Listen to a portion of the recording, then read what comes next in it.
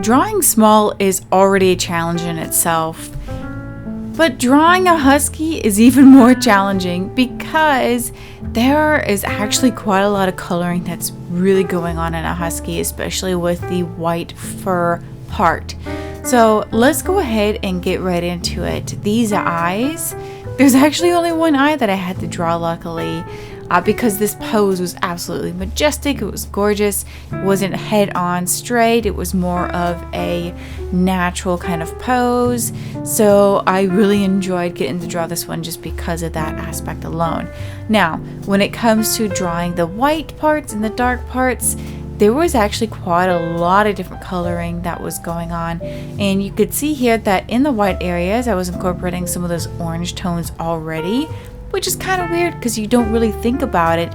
Oh, huskies have some orange in them. No, not really ultimately, but in some of those small featured areas, like around the eyes, there definitely is some of that coloring in there.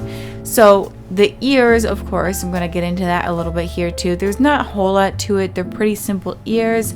I know the huskies are well known for the long, fluffy fur, so the ears are also a part of that, but they're really not as long as the neck area. So this is just more of a simple kind of structure when it comes to drawing the ears. You definitely want to make sure you get the texture down, because with huskies, there is a nice, long, thick kind of texture with the fur. And the black parts, it's pretty much straight up black fur. There's really not a whole lot that's going on in that area. And you know, the trick that I always love using, and you've probably heard me talk about it a million times in my other videos, is using that Gamsol mineral spirit oil.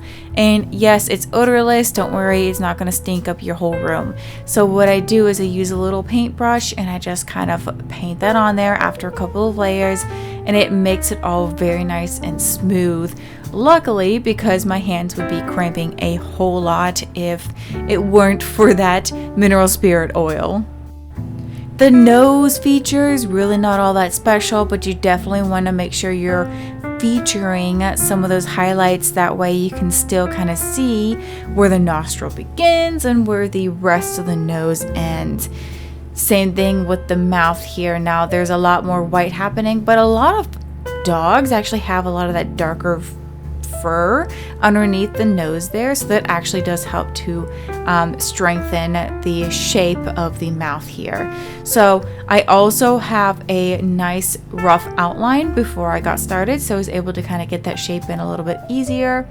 And then now you see I actually incorporated some of those light blue colors along with some of those kind of a really pale ivory color going in with, yeah, I don't know if you saw that too, but a little bit of some like purple tones in there at the same time. And the purple tones, it comes off as like a nice cool gray kind of color, and it's actually really beautiful, but it really does help because it still brings in some of those brown, light brown gray colors. And then of course I'm going to use that mineral spirit oil to start to blend it all, because this husky fur is very smooth and fluffy, doesn't have a whole lot of rough texture to it, so it is nice to be able to use that oil to make it a lot more smooth overall. And yes, you can apply more layers after you have used the oil, so definitely don't worry about that. You just want to make sure you have the right kind of paper, which I'm using Bristol vellum paper. You can get it on Amazon, but if you want to look into more details about that, you can also download the materials list that I have listed down below. Now getting into the rest of the fur here, it really is black and white. It is that simple. It's just black and white coloring. So I'm using black in the black areas, and I'm using some warm and cool tone grays for the white areas, and trying to get that nice long thick feature in the fur. Now this tie, the client had a different tie. The reference image had a different tie, and the client wanted me to incorporate the UT pattern onto this tie instead.